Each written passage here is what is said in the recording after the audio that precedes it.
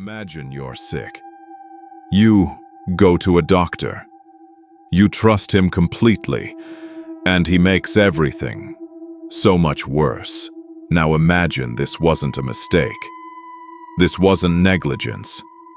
This was the best medicine had to offer. For thousands of years, the treatments designed to save you were quietly killing you.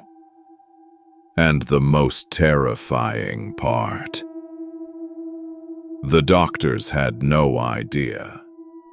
Before antibiotics, before surgery, before science, there was a world where illness was a mystery and desperate people did desperate things.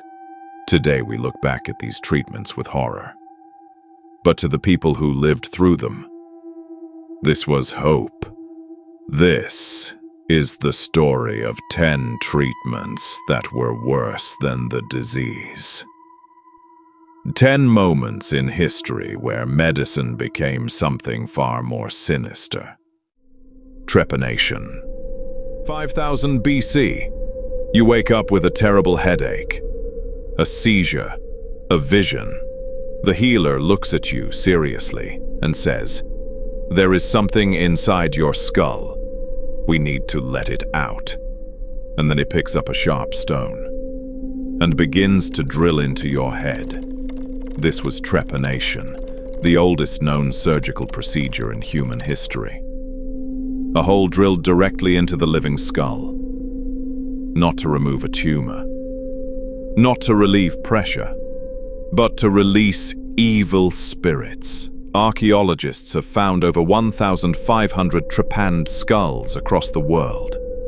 Some show signs of healing, meaning the patient survived. They lived with a hole in their head, walking around, working, raising children. One skull found in Peru shows 5 separate holes. 5 times someone drilled into this person's head. 5 times they survived. We will never know their name. We will never know their pain. But that skull still exists today. Silent and haunting.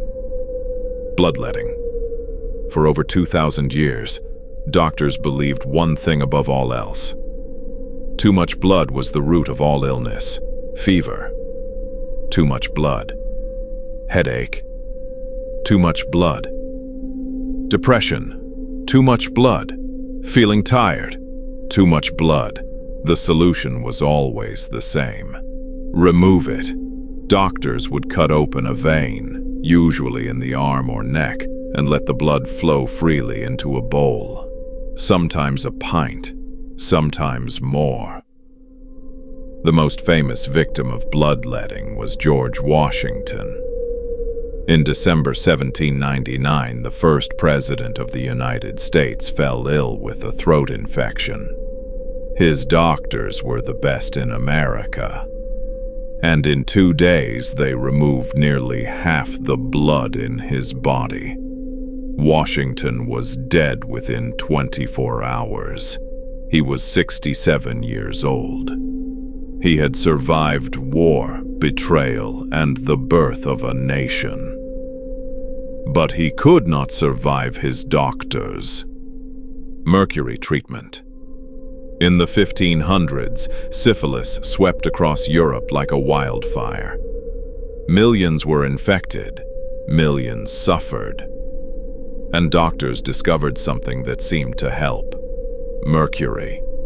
Patients were rubbed with mercury ointments, given mercury to drink, placed in rooms filled with mercury vapor, and forced to sweat for hours.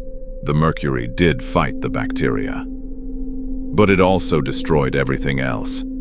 Patients lost their teeth. Their hair fell out in clumps. Their gums rotted until their jawbones were exposed. Their kidneys failed, their minds shattered. One physician of the era wrote, "A night with Venus, a lifetime with Mercury," meaning one encounter with an infected person and you would spend the rest of your life in agony. Doctors continued prescribing mercury for over 400 years.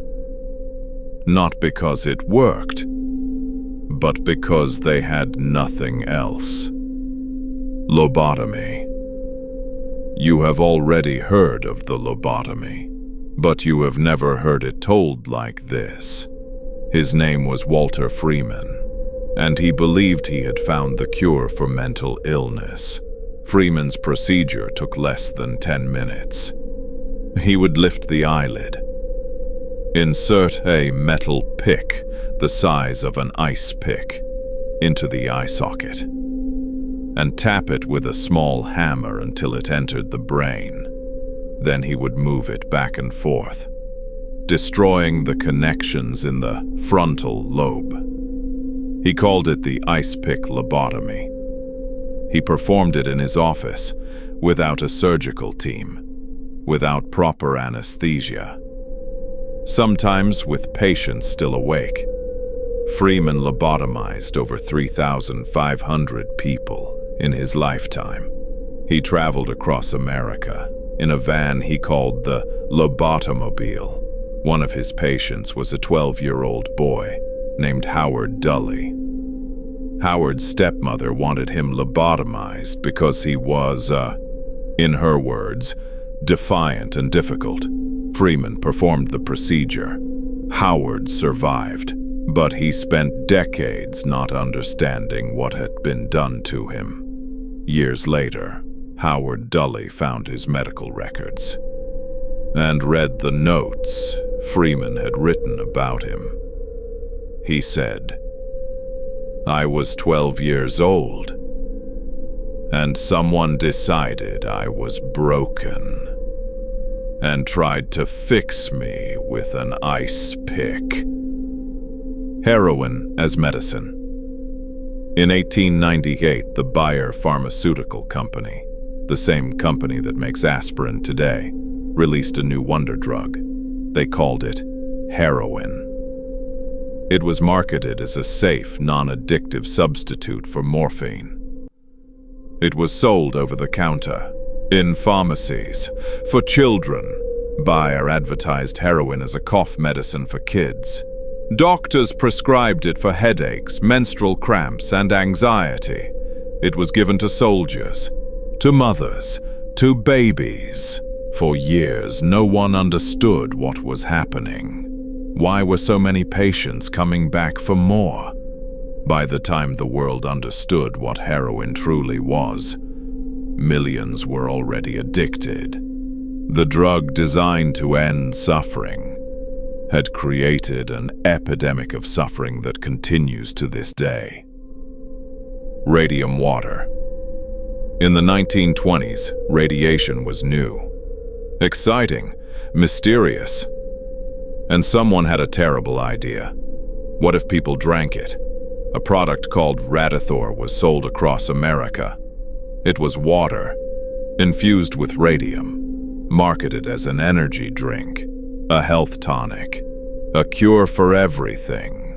Eben Byers was a wealthy American socialite, athletic, handsome, successful. He discovered Radithor in 1927 and became obsessed. He drank over 1,400 bottles of radioactive water every day, for years. By 1931, Eben Byers could no longer be seen in public. The radiation had eaten through his bones. His jaw had disintegrated. Holes had formed in his skull. He had lost over 40 pounds. He died in April 1932. The Wall Street Journal ran his obituary with a headline that read, "The radium water worked fine until his jaw fell off." He was 51 years old. Insulin shock therapy. In 1927, a psychiatrist named Manfred Sockel made a mistake. He accidentally gave a diabetic patient too much insulin. The patient went into a coma, and when she woke up, she seemed calmer, more lucid, For the next 30 years, insulin shock therapy was used in psychiatric hospitals worldwide. Patients were injected with massive doses of insulin, sent into deep comas, sometimes for hours. Sometimes they never woke up.